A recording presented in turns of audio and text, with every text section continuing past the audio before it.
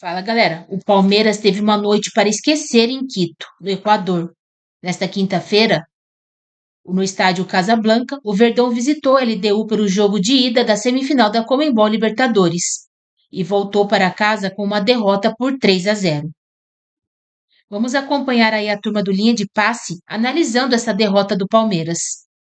Se conseguir a classificação, será uma classificação histórica para o Palmeiras, porque, convenhamos, o jogo de hoje foi uma tragédia para a torcida alviverde. Estou aqui com o Carlos Eduardo O Mansur, com o Alex e com vocês aí de casa, hashtag troca de passes, hashtag troca de passes, vão lá no X do Twitter, mandem as suas mensagens, tá legal? Ô Mansur, é um jogo muito abaixo, um primeiro tempo especialmente terrível do Palmeiras, de tamanha desorganização, de rara infelicidade desse time do Palmeiras no aspecto físico, tático, técnico. O pior jogo do ano do Palmeiras aconteceu exatamente no momento mais importante da temporada, numa semifinal de Libertadores. E pode custar muito caro, porque a vaga na final da Libertadores, que quando saiu o chaveamento parecia tão próxima desse forte Palmeiras, que vive um grande momento, hoje parece mais longe. Mansur, boa noite. Boa noite, Felipe. Boa noite, Alex, todo mundo que assiste o Troca. E você usa a expressão pode escapar? Porque acho que qualquer outra equipe que se colocada nessa situação, a gente daria como virtualmente eliminado ou como uma situação quase irreversível, né? Deixaria sempre uma brecha aberta, porque o futebol é surpreendente.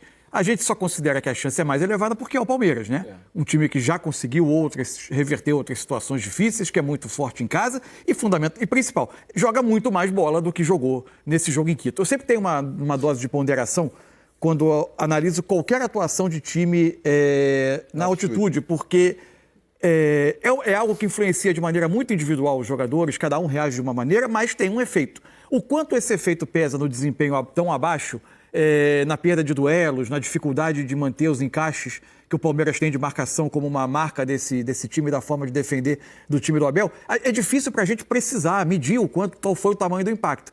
O fato é que o Palmeiras desencaixou o tempo todo a marcação, especialmente da saída de bola da LDU. Daqui a pouco a gente fala um pouco mais detalhadamente sobre isso, que para mim foi a chave do jogo. O Palmeiras não conseguindo marcar a saída de bola da LDU e encaixar e manter os seus encaixes individuais, e a partir dali ia tendo um efeito dominó que estourava até na linha defensiva. No segundo tempo faz até um jogo um pouco mais equilibrado, mas aí o tempo todo o Palmeiras também foi com bola, um time com muita dificuldade para criar alguma coisa que desse a sensação do gol, né? Agora, fisicamente também foi batido com muita facilidade, não dá para dizer, é a altitude, é um pouco do jogo do domingo com o Flamengo, é a mistura das duas coisas, não é isso, foi um dia em que as coisas não funcionaram, aí sobre esse aspecto é um pouco mais difícil de medir. Mas não acabou, o Palmeiras joga muito mais bola que isso, num esforço que seria quase inalcançável a muitos outros times, ou a quase todos os outros times dessa Libertadores. O Palmeiras pode conseguir dar a volta, mas vai custar muito caro. É isso. Ô Alex, você sabe que ontem aqui no Troca de Passes, né, você deve se lembrar, a gente conversando quando botamos o campinho com a provável escalação do Palmeiras, até perguntei para vocês se não era possível, num jogo como esse, na altitude, né, pelas especificidades do confronto, ele escalar um meio-campo mais robusto, né, com 2 volantes e o Andréas Pereira para tentar concentrar mais jogadores naquela posição, tirando ou o Veiga ou o Felipe Anderson.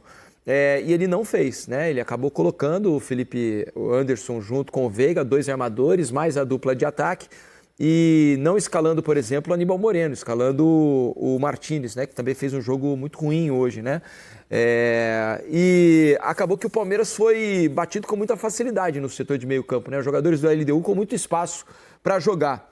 E é claro que há críticas da torcida, né? Pode esperar que as críticas vão vir, porque é fácil dizer depois.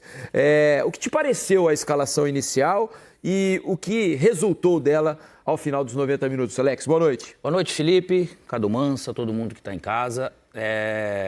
Assim, cara, a gente falando, poderia jogar o Giray no lugar do Kelvin, de repente, 2 volantes e ter, de repente, um meia a menos e tal. Eu não vejo o problema da escalação. Eu vejo que o Palmeiras não fez um bom jogo. E, ao mesmo tempo, por mais que esperasse a LDU um jogo difícil, mas um jogo difícil por um time até organizado, mas não esperava a LDU jogando tão bem. E aí é um problema que pode acontecer no futebol e aí que você acaba dando brecha. Esse negócio de você estar marcando e seu marcador, você marcando alguém que toca e passa da maneira que aconteceu pelas beiradas, que o Palmeiras ia tentar fechar por dentro.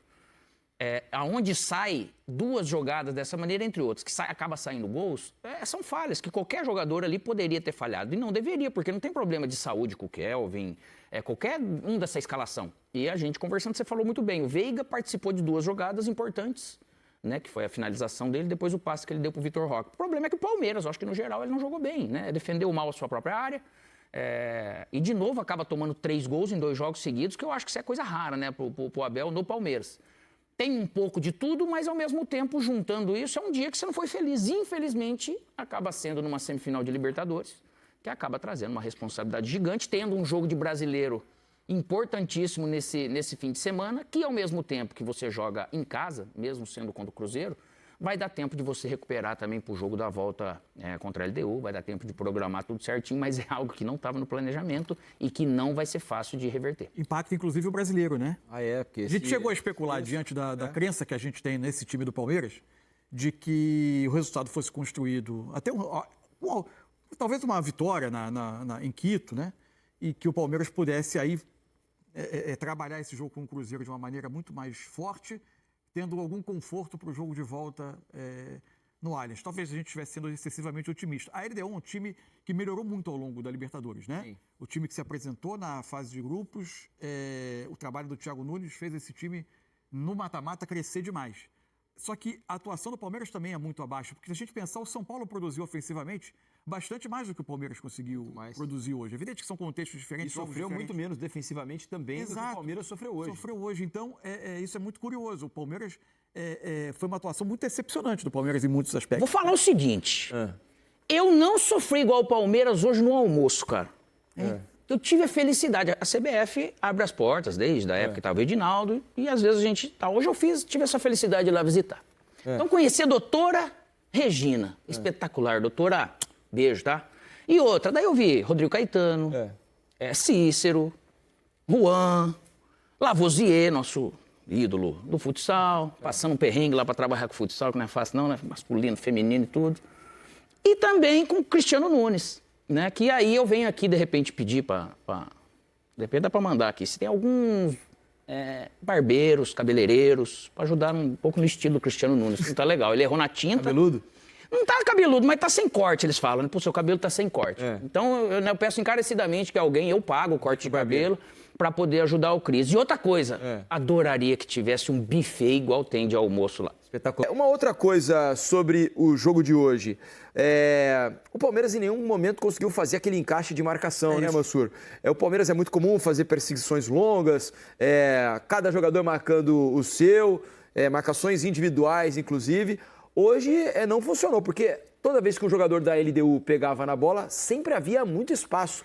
E espaço com jogadores que têm muita velocidade, como os jogadores de hoje da LDU, a boa notícia de hoje é que o Brian Rodrigues foi expulso no jogo da volta, porque ele fez uma partida espetacular muito hoje lá na altitude. Ele, o zagueiro AD. Isso, muito e o Djamil, né, que é o jogador melhor do jogo, jogador de seleção boliviana e tudo mais, já há bastante tempo vem chamando a atenção nesse time.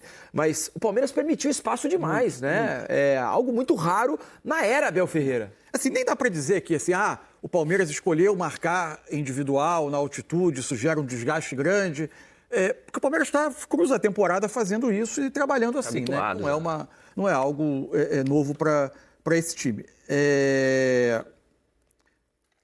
O que eu acho que aconteceu especificamente... Agora a gente está aqui com o campinho aqui ativado, vai ficar até um pouco mais fácil de tentar explicar para quem está em casa. Eu vou até ajustar aqui como o Palmeiras começou.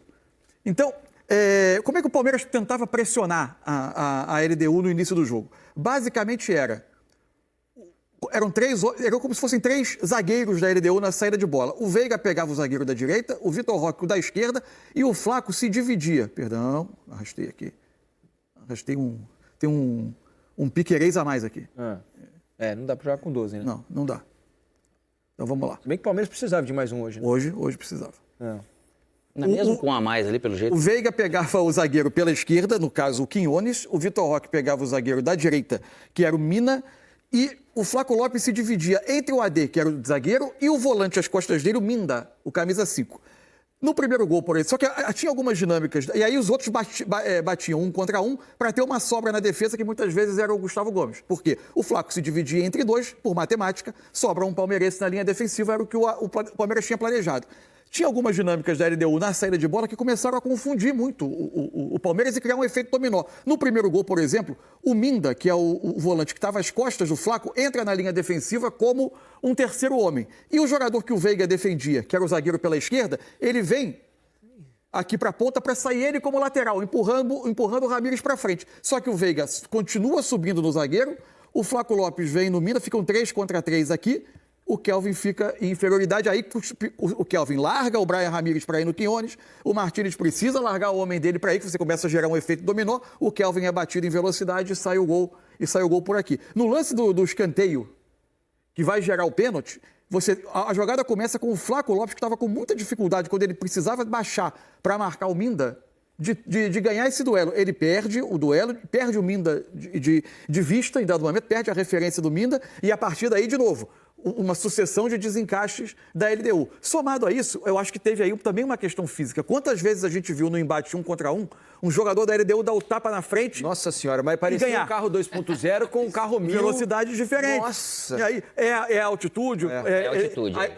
E a altitude somada ao desgaste do jogo de domingo, ou o fato de domingo para quinta deu para recuperar, isso a gente não vai ter, né? A medida exata.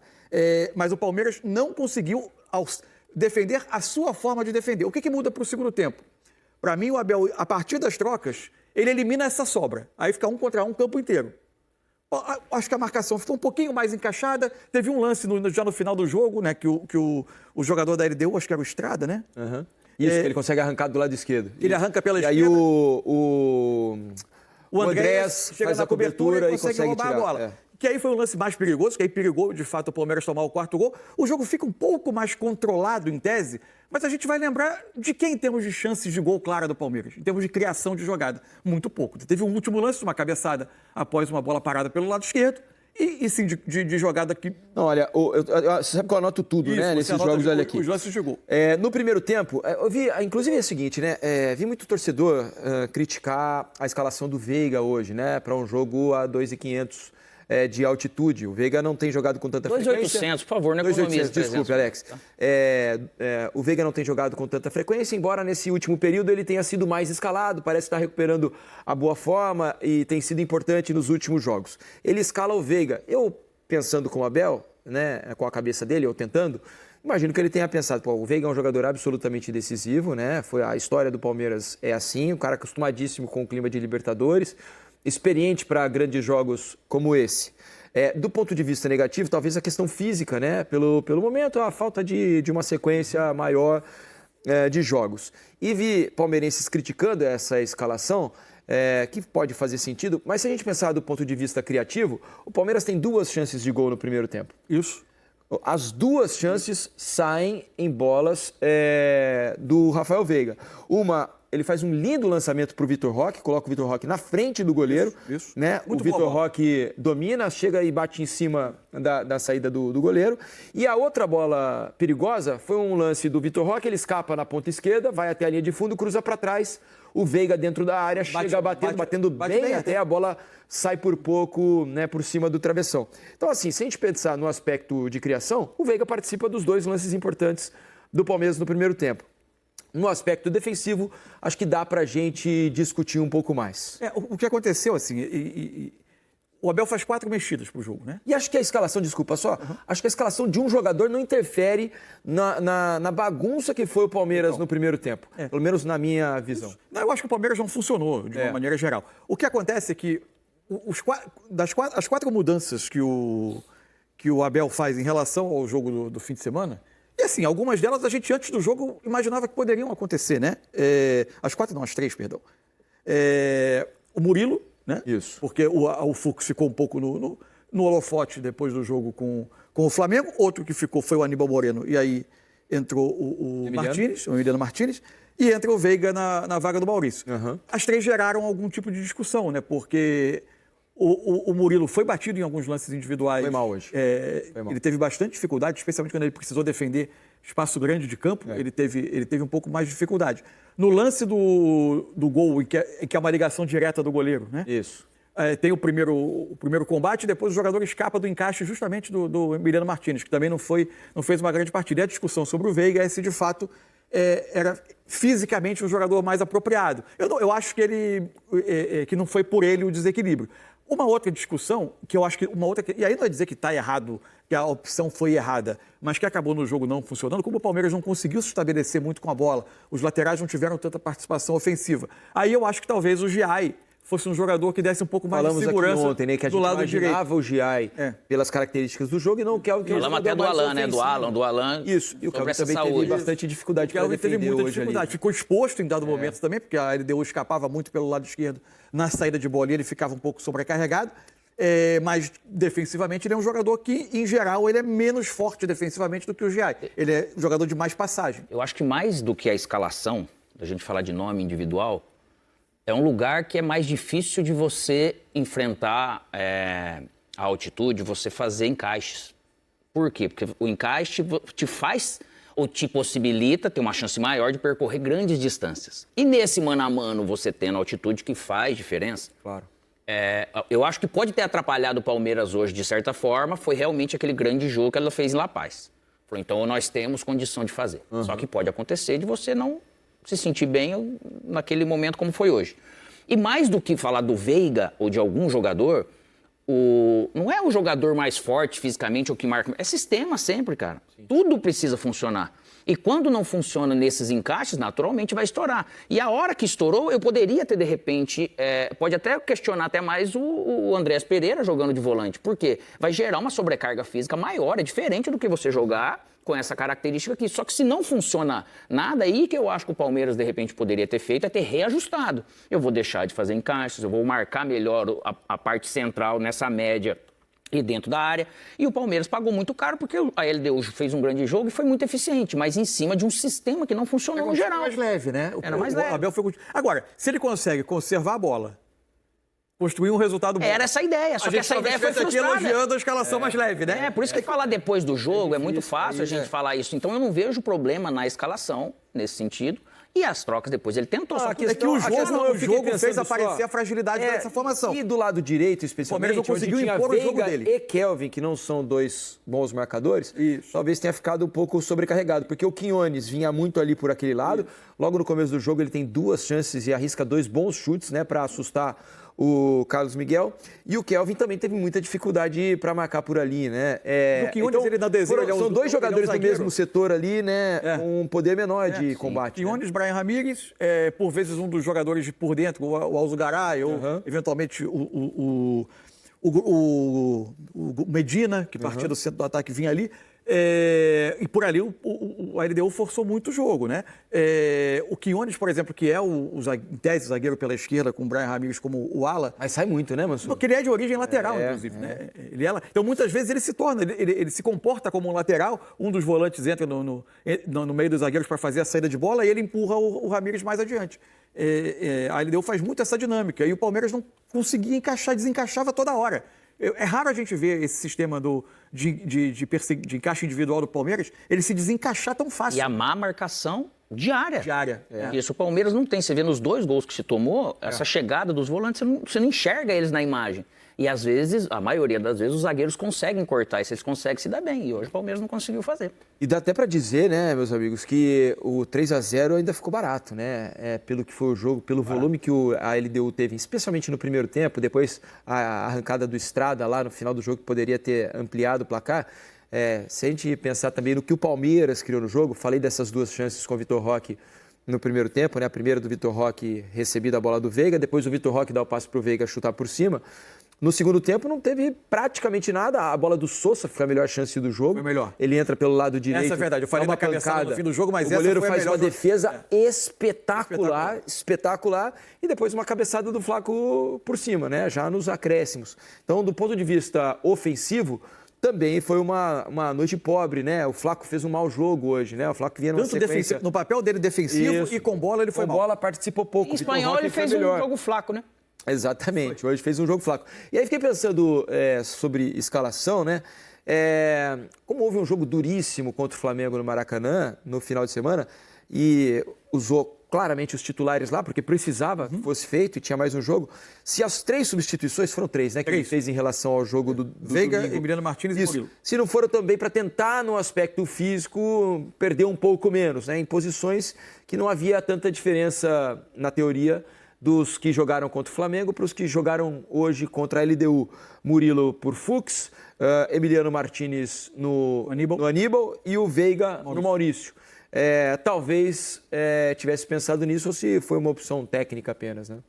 Porque, na verdade, as trocas, especialmente a do Murilo e do Martínez, foram jogadores que ficaram muito visados. Então, mas é o seguinte, né, Mansur? O desempenho. Mas não é justo, né? Não, se a gente for pensar assim, ó, o Aníbal, ele vinha numa sequência bem melhor que a do Martínez, nesse período recente. Acabou de ser convocado para a seleção da Argentina. Não, o que eu estou dizendo é que, como coincide com os jogadores que ficaram visados ali, eu não sei se foi completamente. físico.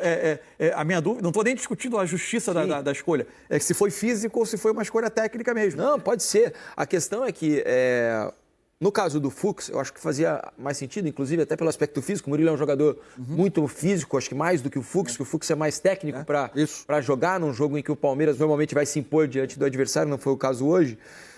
A escolha talvez tenha passado por aí. O Murilo deu azar de fazer um jogo ruim hoje. Agora, na escolha do Aníbal, é que tenho mais dificuldade para entender, a não ser que seja no aspecto físico, porque o Aníbal vinha fazendo bons jogos, com exceção do domingo lá no Maracanã. Às vezes alguma para aumentar a estatura um pouco, Pode ser, alguma característica na cabeça veio, não é por causa do mau jogo do Aníbal contra o Flamengo que deve ter mudado, né? Até porque ele vinha super bem. A mesma coisa, você vai questionar o Veiga. O Veiga vinha super bem. Na parte física, ele, Maurício. Deles dois, quem pode fazer isso de uma maneira diferente é o Alan. O Alan, né? Mas a escalação é algo que passa na cabeça realmente do treinador, porque ele está enxergando o jogo de uma maneira, antes, para a preparação para o jogo, que é diferente da gente. E aí ele está acreditando que aquilo vai poder fazer. Só que o Palmeiras ele não conseguiu ter nenhum momento, principalmente no primeiro tempo, porque o segundo tempo a LDU está com 3-0, ela vem administrar, dá um passo atrás, deixa o Palmeiras se expor, né? Nesse sentido. Que bom que eles não foram pressionar o Palmeiras, né? Porque daí poderia ter gerado mais problema. Mas é duro a gente questionar essa questão da entrada, principalmente quando um todo não vai bem. De escolha, uma das coisas que mais me surpreendeu, de fato, foram a escolha dos nomes que entraram. É verdade, GFT, né? Não são jogadores... Os dois laterais. O Bruno Rodrigues, especialmente o Bruno Rodrigues e o GFT, que não são jogadores que... O GFT até, a gente, na situação hoje do elenco, ele é um substituto ali, do lado esquerdo, às vezes o Piquerez, às vezes dobrando, como foi o caso. Mas não são jogadores com tantos minutos assim. Sosa e Alan, né? Então, jogadores esses que têm jogado sempre. E o Giai era natural ali no lado direito. Mas esses dois, o Bruno Rodrigues, especialmente, jogador que voltou de uma longa dificuldade na carreira, de parada, não é um jogador ainda com tantos minutos na temporada, né? Então surpreendeu que ele fosse uma opção num jogo de tanta exigência, de tanta importância assim, por exemplo, antes de Facundo Torres. Claro. Dá para imaginar outro jogo. O Maurício. O próprio Maurício. Por exemplo, né? Deixa eu mostrar para vocês os números do jogo. O Palmeiras sofreu um duro golpe no jogo de ida das semifinais da Conmebol Libertadores.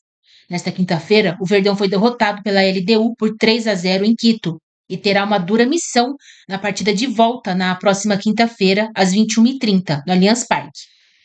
Para ao menos levar para os pênaltis, a equipe comandada por Abel Ferreira precisará vencer por 3 gols de diferença.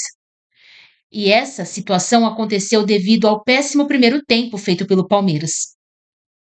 Com uma LDU muito ligada e cheia de disposição, o gol não demorou a acontecer. Aos 15 minutos, Villamil recebeu o cruzamento rasteiro, dominou e mandou uma pancada.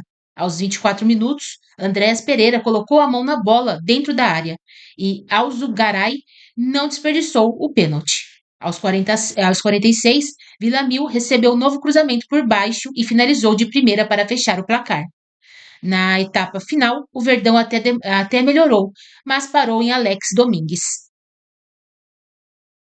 A derrota por 3-0 foi a primeira do Palmeiras nesta edição da Libertadores. O Verdão nunca tinha perdido por 3 gols de diferença em uma partida da competição com Abel Ferreira.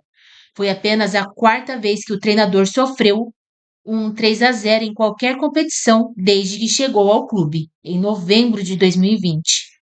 Agora, para avançar à final, terá que vencer por 4 gols no Allianz Parque, na próxima quinta-feira, às 21h30.